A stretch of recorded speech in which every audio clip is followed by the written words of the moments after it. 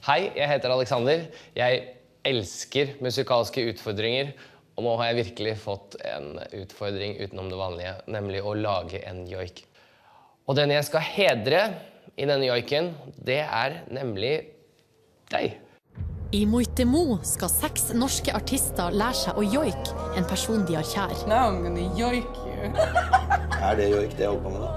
Jeg har nerver, jeg er nervøs. For å klare det her får de hjelp av en joikelærer. Nå det bare å kose seg og joike. Artistene har bare 3 dager på seg, og til slutt skal joiken overrekkes på en konsert.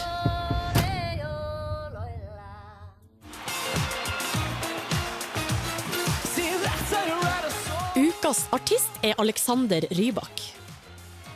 Alexander født i Hviterussland, men vokste opp i Oslo. Alexander har representert Norge 2 ganger i Eurovision, og i 2009 vant han en overlegen seier med Fairytale. Alexander blir fulgt av fans rundt om i verden, og han en av Norges største youtubere.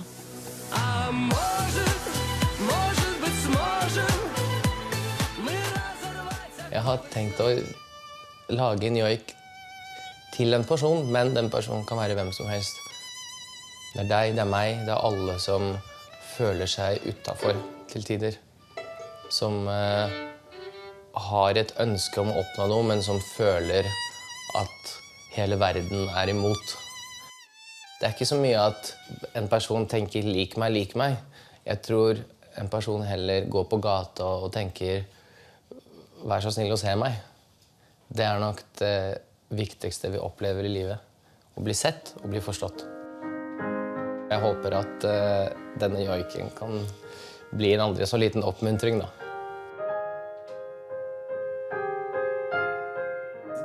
Den som skal hjelpe Alexander med joiken Frode Fjellheim. Det Frode som har laget åpningslåta til Disney-filmen Frost.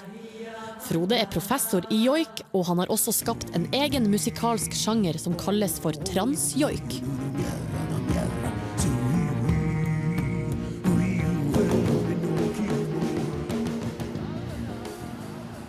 God dag. Hei. Hei, veldig hyggelig å treffe deg. Veldig hyggelig. Det blir fantastisk kult da, å få lov til å treffes og leke med joik. Det ikke med joik, ja, men det ære. Ære om å få møte deg. Veldig hyggelig. Så hører du skal joike en litt sånn en oppmuntringsjoik, var det du kalte det? Ja. Hvorfor valgte du akkurat det temaet for det du skal joike nå? Mange barn blir mobba.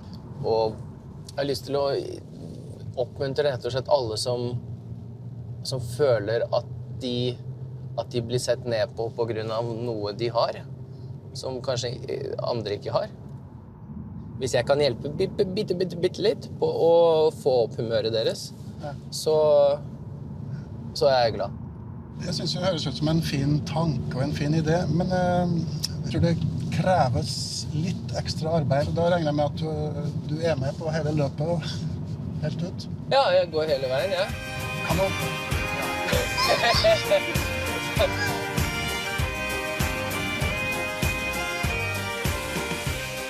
Joik finnes også på russisk side av grensen her, ganske nært her vi befinner oss. Det har faktisk funnet en russisk joik, eller en levd. Det liksom ett eksempel på joikens mangfoldighet. Og da kan du jo prøve deg liksom på fela, og se om du kan lage en sånn joikestemning med fela. Jeg føler at fela kan jeg litt bedre enn joikeklang. Ja, verden, ja. Ja, men da begynner vi på J, da.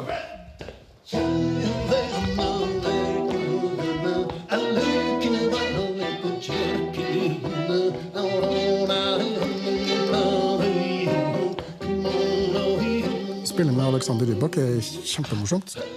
Når jeg ser måten han spiller fiolin på, kan kanskje være en sånn et eller annet som man kan kanskje overføre til vokaluttrykket sitt.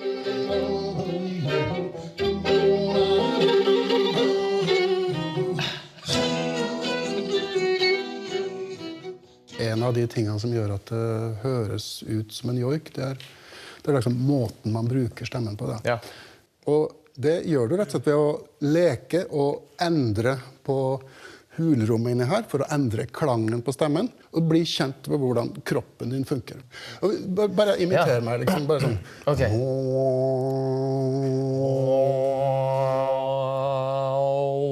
Jeg høres mer ut som en sånn, hva heter det, didgeridoo? Nei,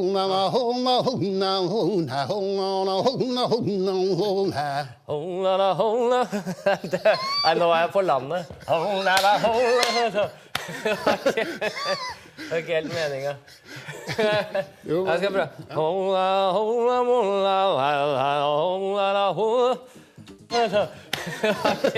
Jeg liker at Frode sa at det vil bli en vanskelig oppgave, fordi det er jeg jo enig i.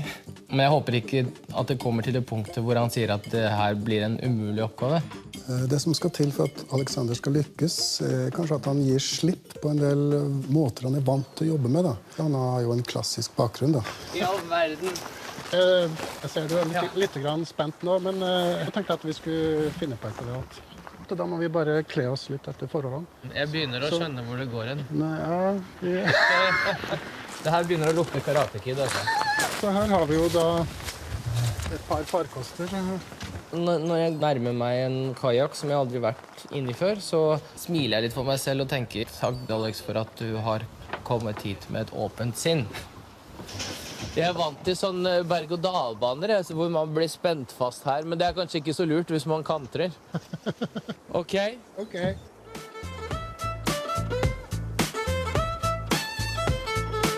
Skal jeg ta det bakover eller forover? Just follow me. Her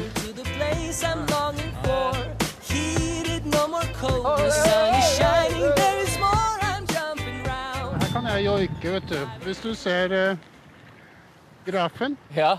så er det på en måte innbakt en joik i de fjellene der. Ja.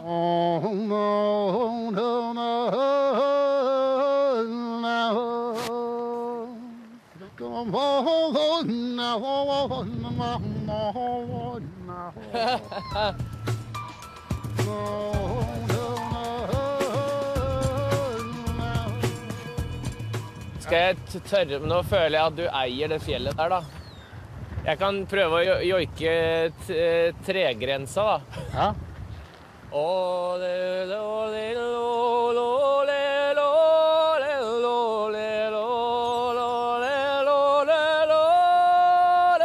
Det ble kjempehøyt.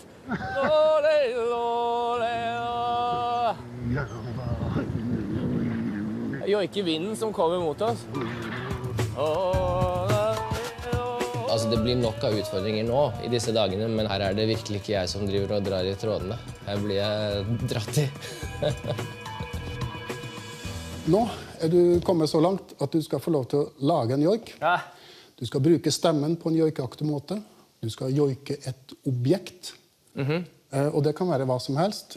Og det kan være noe du finner her inne, eller noe du på en måte tenker ut i hodet ditt. Ja. Så tenker du at du skal rett og slett komponere en joik. Nå har du litt tid på deg. Ja, hvor mye da? Sånn akkurat passe. Ok. Ja, joike en ting. Et objekt. Har jeg fått den oppgaven nå? Ja. Jeg er veldig spent på det han vil komme fram til, samtidig som jeg tror at det kan bli veldig flott. Så jeg må innrømme, jeg gleder meg og har store forventninger til resultatet.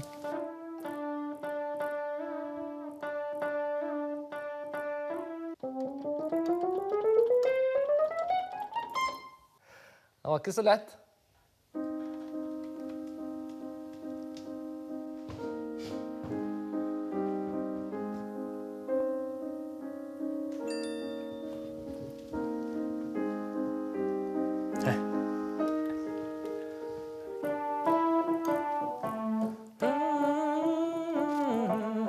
Jeg har funnet melodien.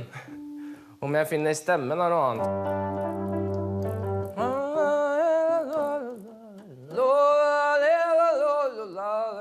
Det er nesten så det hjelper å være litt forkjølet, da.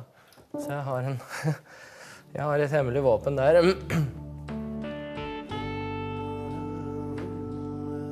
Det var en vanskelig oppgave du ga meg, Frode.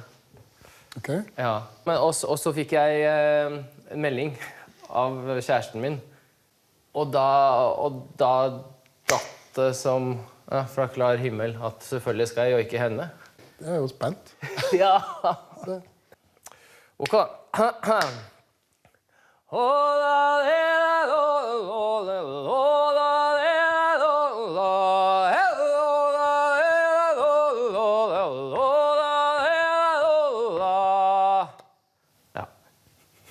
Ja.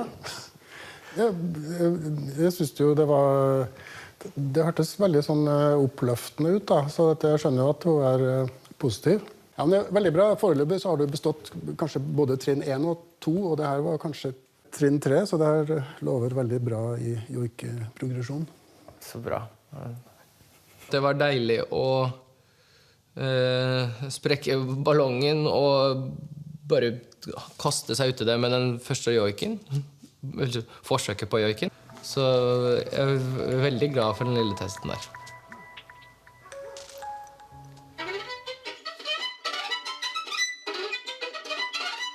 Veldig fin dag. Og veldig fine input fra Frode. Han er jo fantastisk til å fortelle. Og jeg er veldig spent på morgendagen.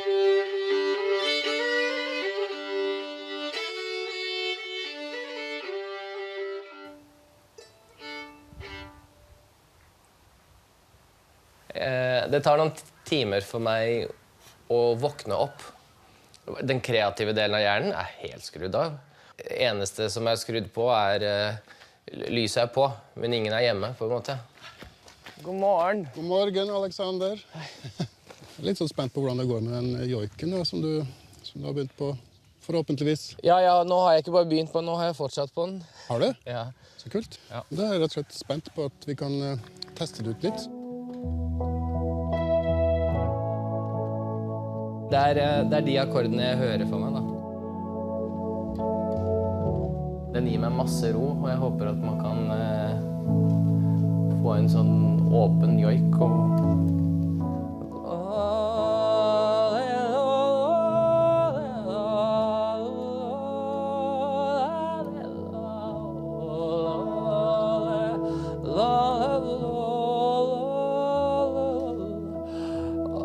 Nå begynner du egentlig litt sånn rar ende. Jeg skal kanskje tenke litt ut fra det vi har jobbet med, det med å bruke stemmen, og det at joiken er på en måte det sentrale her. Ja. Og det kan godt hende at vi kan putte på noen akkorder og ting og tang i et arrangement. Men det er veldig fint å begynne liksom med ideen. Ja. Det liker jeg veldig godt. Det som er fint med det du gjorde, det er liksom at du har en slags joikeaktig karakter på klangen, litt grann. Men så blir det også litt sånn sangaktig. Vet du. Hvis du kan koble inn det her at vi bare prøver å lage lyder, og du faktisk ser for deg det du vil joike, og joike noe, et eller annet, noen som har det vondt, så kommer det til å funke, og da kommer folk til å bli berørt. Det her er utfordrende for meg. Vi skal holde på litt grann til. Det som skal til for at Alexander skal lykkes, det handler litt om det her med perfeksjonisme. I stedet for nå å skulle kopiere et ideal, så må han rett og slett finne et eller annet i seg selv som låter overbevisende, og som han kan bruke for å formidle den ideen han har.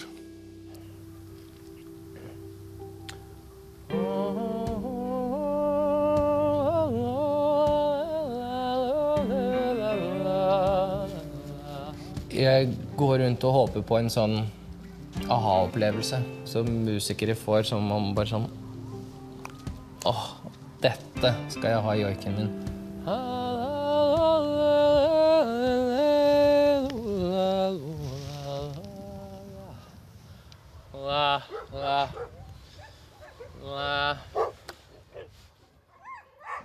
Nå tenkte jeg at vi skulle finne på et eller annet.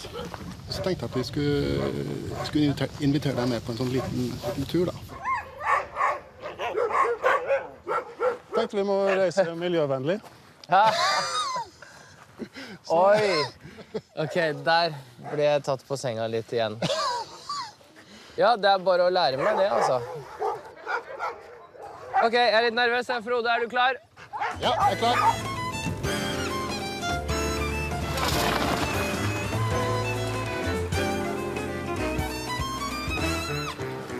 Nobody knows the way I'm feeling. I try to scream, instead I smile. The world is Du har litt grann. Ja. Men sånn Gjerne, Frode. skvett i hvert fall. Jeg likte meg her, jeg. Nå kan du gjerne fortelle hvordan du oppdaget musikken. Men jeg begynte faktisk å studere, eller å spille klassisk piano. Og så etter hvert så begynte jeg å forske litt på min egen bakgrunn. Altså min far er samisk fra Røros. Altså joiken har på en måte kommet til meg etter at jeg ble voksen, rett og slett. Og du har jo sånn klassisk bakgrunn du også. Og så nå har du en idé om å lage joik. Du har jo sagt litt om det, men du har egentlig ikke fortalt alt om den rammen rundt den joiken.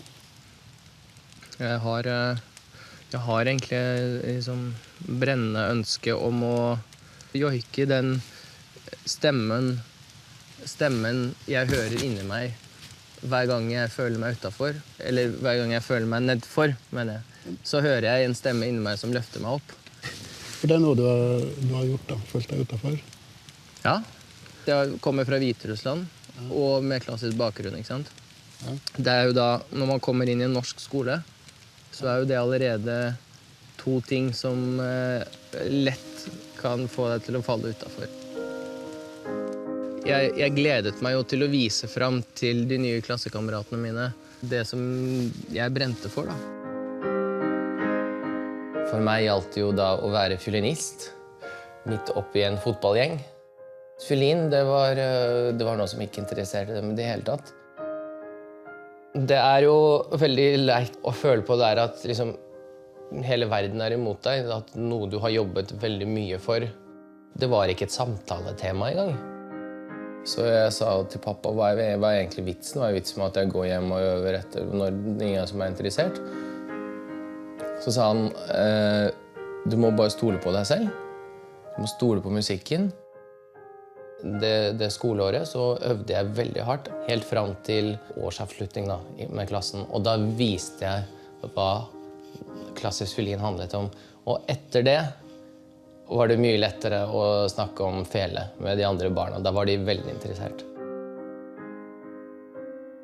Det var veldig deilig å for det første bli forstått, da. Og endelig få blitt hørt. Så jeg er veldig glad for at pappa oppmuntret meg til å være sterk og ha tro på det jeg driver med, da. Det er veldig viktig å prøve å se folk. For plutselig kan det være en sånn liten bryter som kan løfte folk videre. Så hvis joik kan være et element som kan bidra til det, så har vi jo løst mange av verdens problemer. Hvis alle bare kunne sette seg ned med noen kopper og joike. Ja.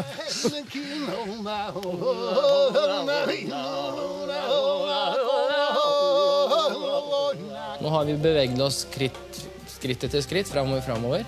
Jeg føler at nå må jeg ta et skritt bak og legge akkordene, pianoet, bakgrunnen på is. Det gjelder min stemme og hvordan jeg bruker den til å joike.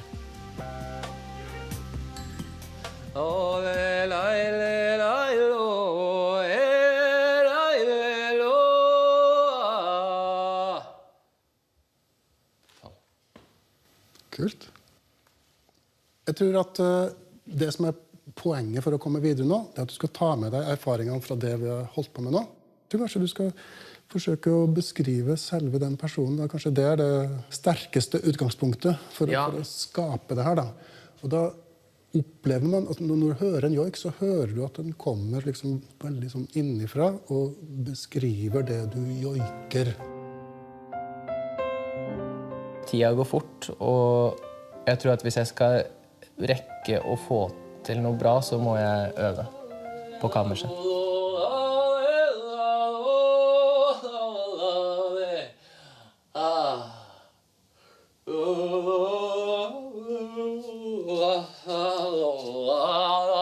Nå fikk jeg til den gjespejoikinga som Frode snakket om. Jepp, så det betyr natta.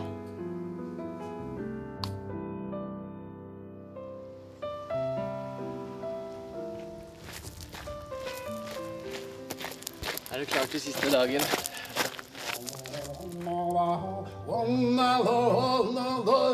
Alexander Rybak. God morgen.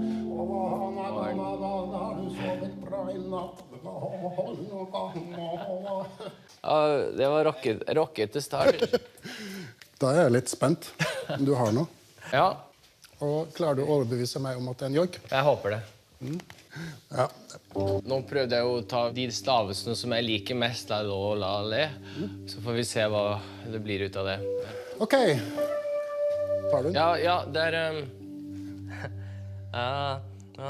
he, la, le, la, le,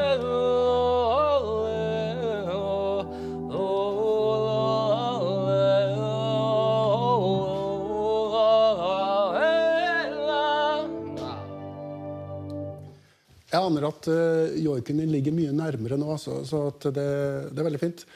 Og så tenk over det med stavelsene. Skal du si he, lo, le, eller skal du bare si kanskje dra over noen for å få enda mer sånn joikete... Kjempegodt. Dra over stavelser. Dra over stavelser. Det likte jeg. Prøv det.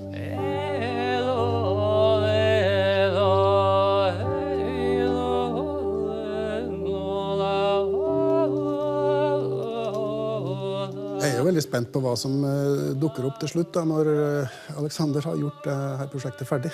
Samtidig som jeg håper og ønsker at det skal bli et eller annet der hans joikebidrag kan være noe som virkelig løfter både andre og kanskje seg selv, og han får frem den her ur-Alexander.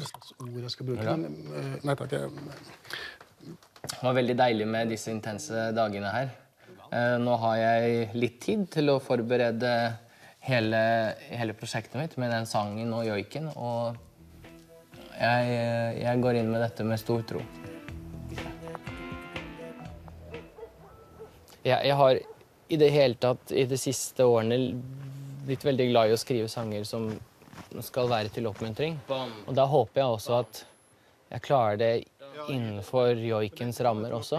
Ja, nå har jeg jo ikke begynt. Nå har jeg igjen blitt sånn forkjøla som jeg alltid blir når det er litt kaldere enn jeg er vant til, men jeg har lært å ta det med humor. Her er rett og slett stjerne i showet. Så nå blir jo den joiken like mye til inspirasjon for den som trenger det, og det barnekoret vi har samlet, som også for meg selv, for at nå skal jeg prøve å joike så bra at jeg blir frisk. En av de tingene jeg er spent på er om man har klart å beholde den joikestemmen vi jobbet med tidligere, og om man har klart å få med seg noen elementer fra joiketradisjonen inn i det prosjektet han skal gjøre. Så det er jeg spent på.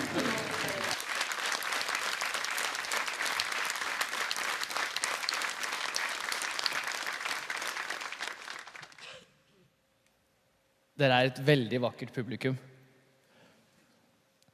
Og jeg er veldig, veldig takknemlig for denne reisen som jeg har blitt invitert til. Frode Fjellheim, tusen takk for å ha virkelig beriket meg, kulturelt og spirituelt. Jeg har da valgt å blande joiken med en engelsk tekst. Og den joiken, den er til den som føler seg litt utenfor. Ja, den heter Let the Music Guide You.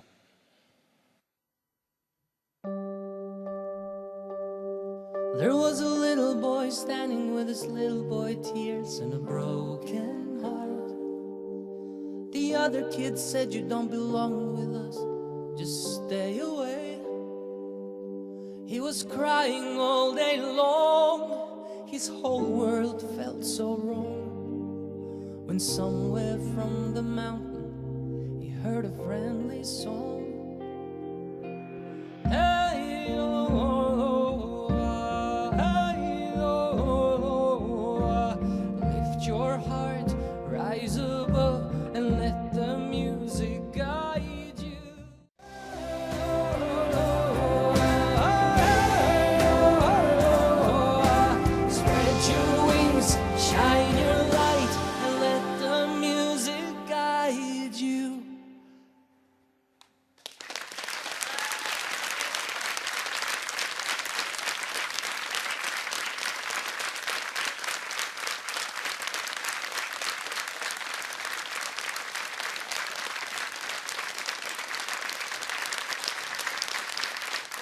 Tusen takk, Alexander.